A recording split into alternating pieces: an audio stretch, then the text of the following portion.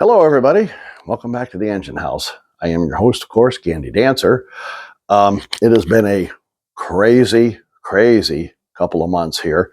I'm back. I'm in here in the shed, the Amish shed that I'm now using as kind of my studio for the time being.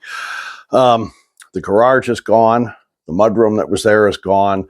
The wife and I have been very busy. We found cedar shakes on the back of the house. We went up when we took everything down, and there's vinyl siding up above that. We're leaving the vinyl up, and we're leaving the cedar shakes on the downside. Eventually, I built a deck out here, and eventually that's going to be a mudroom. I'll be framing that in next summer as a mudroom, heated, so we don't have to track mud and stuff into the house. The asphalt driveway that was out here that was buckling, and it should not have been put down. That's gone. We now have crushed stone and better drainage, so we won't have a lot of the issues we've had in the past year. And we also have our heat pumps are in and running. They have been since mid-June, which is fantastic. We love them. The hybrid water heater is in the basement doing its job, and I'll get to more of what's going on in the basement here in a minute. My wife and I have finished up the privacy fence where the garage was. It only came up to the corner of the garage. It now comes to the corner of the house, and instead of the gates being back here behind me at the end of the driveway, the gates are up here in front of the shed now. So we can actually open them up and back the truck all the way in here and close the gates. We made bigger gates. The original gate that was put in when we had it done was 10 feet, which is great for just the pickup. But I could thread a needle with a semi, but it's been a lot of years, and I don't feel like risking hitting the fence or the gate or something when we're backing a trailer in. So we made the gates a lot wider, so it's easier to back in with the trailer. And also, when we get the motorhome back from my son, eventually we'll be able to back it in without too much headache either. Put it in the backyard during the winter when we're not using it. So there's been a lot of stuff going on. We've been very busy. There's still some detail stuff that has to be done that we'll be working on. Little by little, things are slowing down. We changed the front door out from the 1960s or 70s solid wood door that was just ugly. Put a brand new front door in, put some nice frame around it.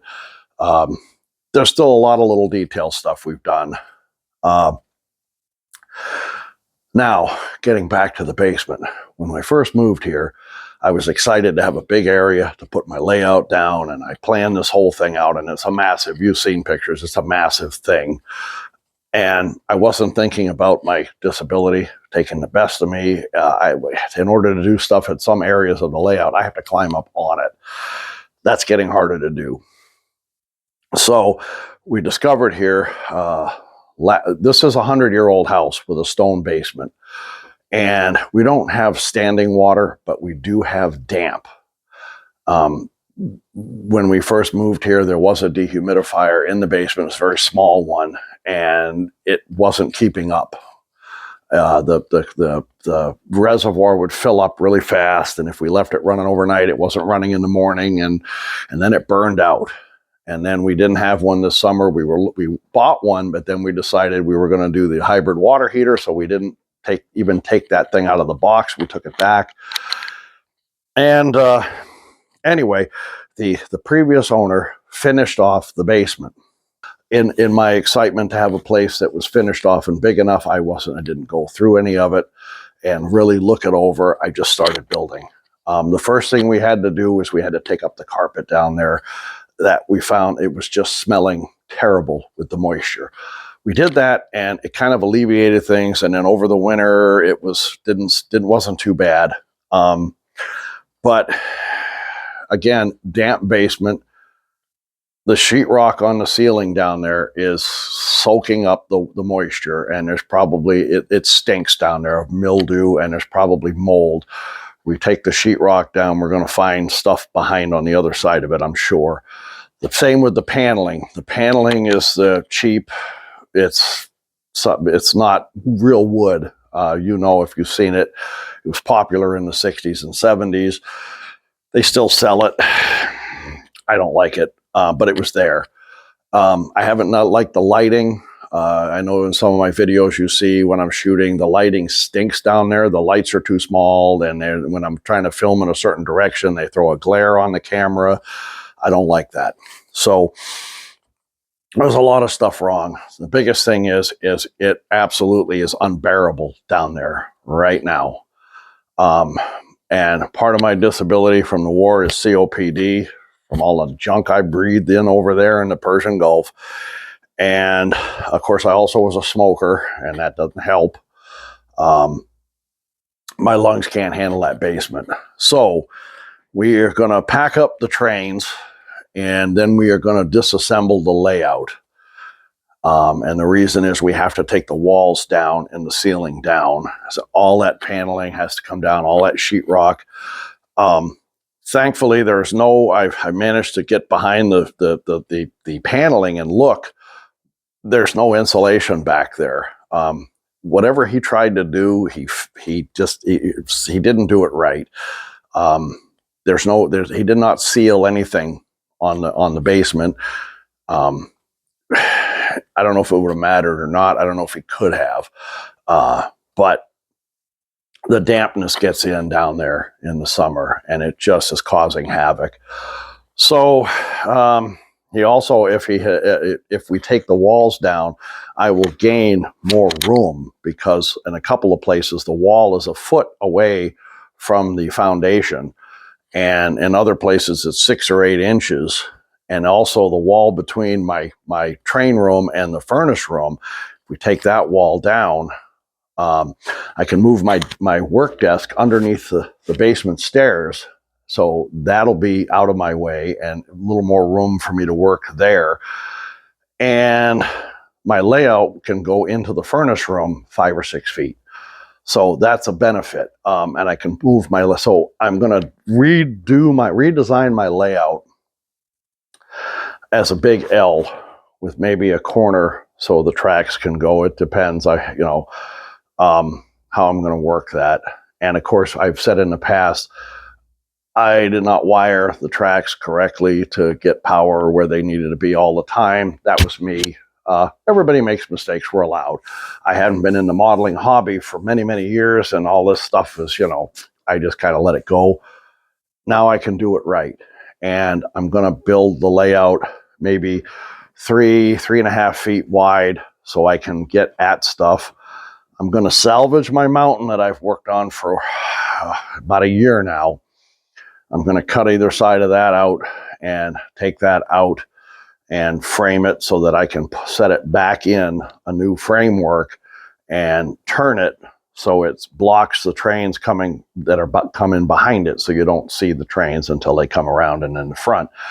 I'm redesigning it in my head. I have to sit down and do it on paper once everything is down there and the basement is I can get everything off the ceiling, everything off the walls, and I can actually see what I'm doing. Before we start, I may skim coat some of the concrete down there because it's flaking up, it's getting moisture in it. Skim coat it and then maybe put down a sealer. That might help.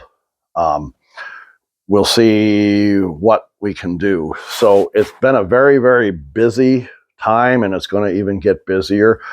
One of the other things I've been doing in between all of the work we've been doing here is I've been going to different craft fairs and events and selling my books. I know I've mentioned I was a writer, published author, self-published, but still. And I've been putting my books out at these different craft fair events, and I've been having some success. And the wife's been putting some of her crochet out. We just finished this video. By the time it comes out, will be the end of August.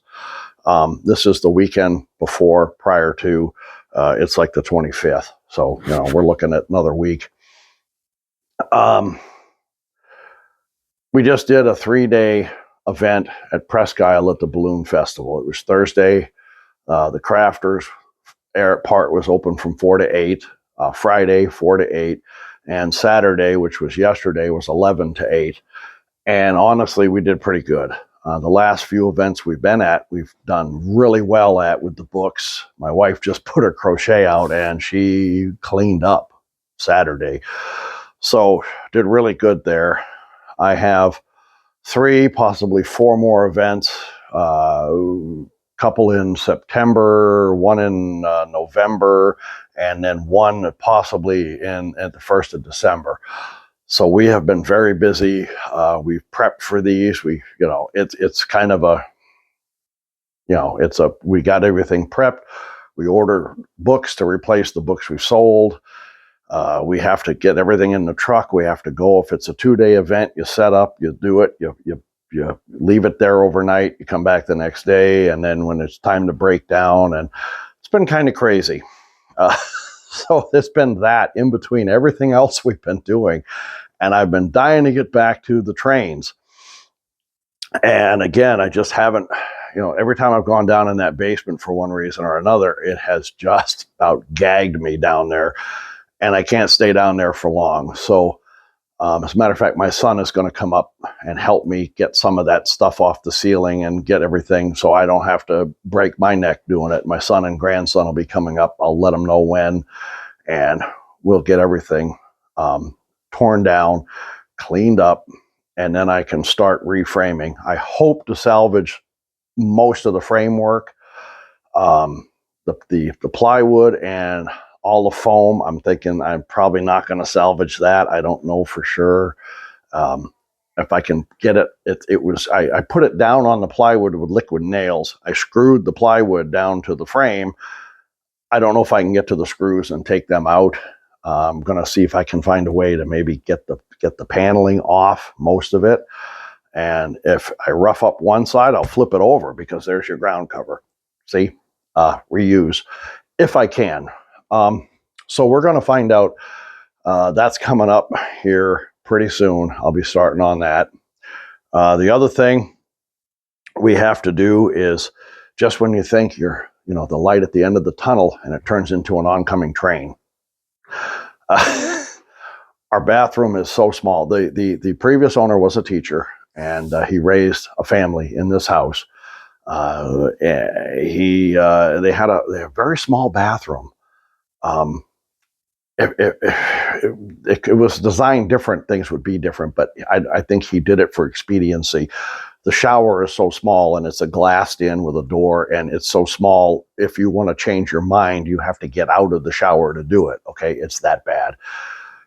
Somewhere along the line, it's just developed a leak, and it's staining the dining room ceiling. He took the dining room ceiling out to do the plumbing in the bathroom at one point, and they put a drop ceiling in. So it's going to make it easier to redo the plumbing, but we cannot find where it's coming from. It's leaking not down a pipe where you would think it'd be real easy to find. It's leaking 2 or 3 feet away from the drain, and it's going through the floor, between the floor and the subfloor, and somewhere, and dripping. So we don't know where. So we thought we were done. We were going to leave the bathroom until next summer and tackle it. And now we have to start it early. So between the bathroom, the basement, and everything else we're still doing. Also, the wife just got a job. She'll be starting this coming week. Driving, because of her CDL and her bus driving years, she'll be driving special needs children from here to Presque Isle and then bringing them back at the end of the day. That's going to be a full-time job.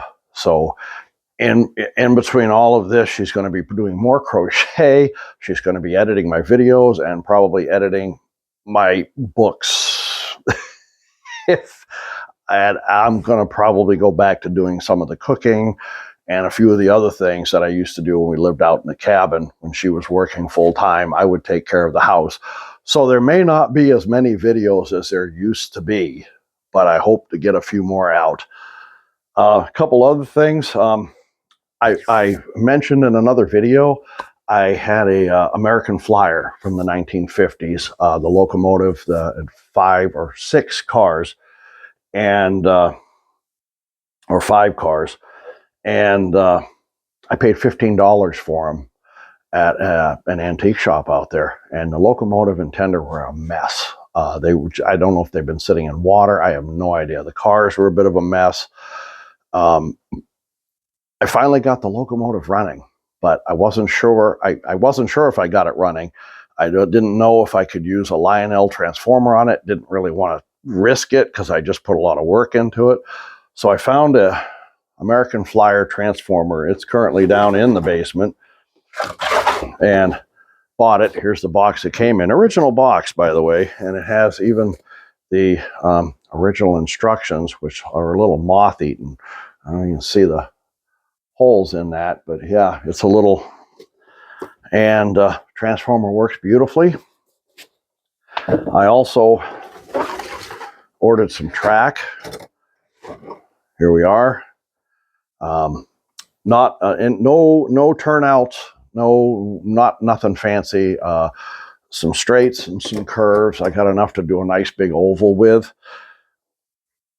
When I redo my layout, I may incorporate the S scale in with the O somehow, or I may do a separate smaller layout off to one side. I'll have enough room to get between. I'm hoping I have, if I have an L, I will gain more footage once the walls are down to get closer to the stone. And instead of me having to build a mountain, I'll just use the stone as my mountain. It's a fantasy layout. I can do what I want, right? So once I move the layout closer to the walls, I can extend it into the furnace room a little bit. And once I know for sure how much room I have left over, I may do a smaller, just a little, oval on a piece of plywood or something down there in the middle, just as an S scale, because I like it. These are the cars, and I had 5. I had 2 of these, and I had to salvage one of them to make this one work. This was the better of the 2 anyway. So I have one down there that has, if I can use it for trucks and wheel sets or whatever, or maybe if I find some more, I'll make it work. These couplers were in pretty rough shape. They're sticky. They don't work. They're hard to, they're just not good. And I sprayed them down with PB Blaster. They work for a little bit, but they're not really great. And the wheel sets turn, but not as good as I'd like. The reason they're in this roaster pan is because as soon as I get a chance and I remember it, and I get by Napa, I'm going to buy some Marvel Mystery Oil. Some of you old timers are familiar with that. You can still find it. I'm going to put enough mystery oil in here to cover the wheel sets and the couplings and let it soak. It's kind of an experiment. Hopefully it frees everything up, where PB Blaster did it for a minute and then it dried and now they're sticking again. Hopefully the wheel sets turn better. And once they're all cleaned up, I can clean off the Marvel Mystery Oil and everything will work like it should. I've already cleaned the bodies of the cars, but they're a little dusty again with some sawdust because I've been working in here. And we'll see what happens. It's an experiment. If it works on these, I'll do it with some of my rolling stock on the O-gauge stuff and free some of that up. And if we'll see what happens. Anyway, I just wanted to touch base. It has been a busy summer. Fall is looking almost the same. And now with me having to tear my layout completely out, sadly, I was so excited I had a room. I didn't even think to look and check, and I should have prior to. And the longer it goes on, and with I have COPD, like I said, and it's not healthy for me to be down there when it's moldy. It's not healthy for anybody to be down there when it's moldy, but somebody who has lung issues and health issues, it's definitely not. So we're going to try to clean that up enough and get it dry and without the mold and the mildew. If that works, I'll be setting up another layout down there. If that doesn't work, we're going to have to figure out how to buy another shed to put out in the back behind this one, and I'll start my layout out there. So anyway, a lot going on, but I wanted to touch base. It's been a while since I put out a video, and I have talked about it starting this fall, and I don't know for sure what's going to happen. So we're going to play it by ear. There probably won't be as many videos with my wife working, trying to edit a video and do her thing, and we'll see. We'll see what happens. I've asked her to teach me how to do it, but I'm pretty much I can turn on my computer, I can shoot a video, but the editing process I leave to her because she's good at it. I may have to figure out how to do it to keep her sanity. Anyway, I hope you enjoyed, and I hope to see you guys again soon and shoot another video at a future date, not that long from now. And once I start the new layout down in the basement, there'll be a lot more videos. I'll be changing the lighting so that we don't have the dim lights and the glare. It'll be in the rafters, coming down on the layout that way. It'll be brighter down there. It'll be better down there. The wiring, the outlets will be in better places, and I'll have a lot more room. So I'm kind of looking forward to that. Again, that probably won't be happening until October, November. We'll see. I'll be starting to pack it up here in the next couple of weeks. We have to buy another tote to put the trains and the rolling stock and everything in so that it's safe, and then put them out here. If you know anything about sheds and garages, you try to keep it, this is my work area, but it also ends up being storage.